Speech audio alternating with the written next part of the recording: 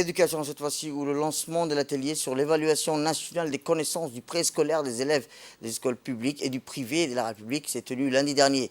Cet atelier s'inscrit dans le cadre du projet Play to Learn, jouer pour apprendre, financé par l'USAID et mis en œuvre par McDonald's en collaboration avec le MENFOP.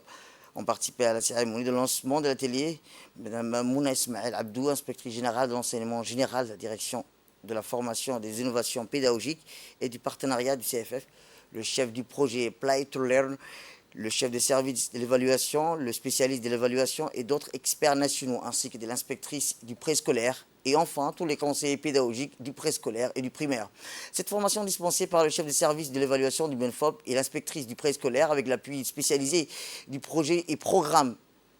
est visé à former les enquêteurs du préscolaire et du primaire sur les outils de l'évaluation qui permettront d'administrer des échantillons représentatifs. Selon le directeur du projet, les résultats des enquêtes mini permettront à l'issue de cette évaluation de reconnaître le niveau des élèves de première année afin de mener des études comparatives et mesurer ainsi la qualité de l'éducation du préscolaire.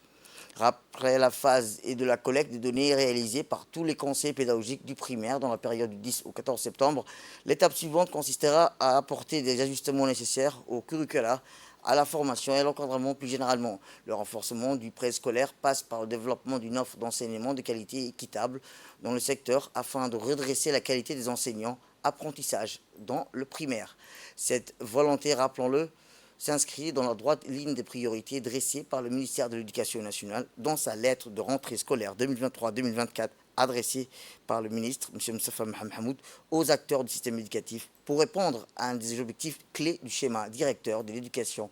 et de la formation 2021-2035.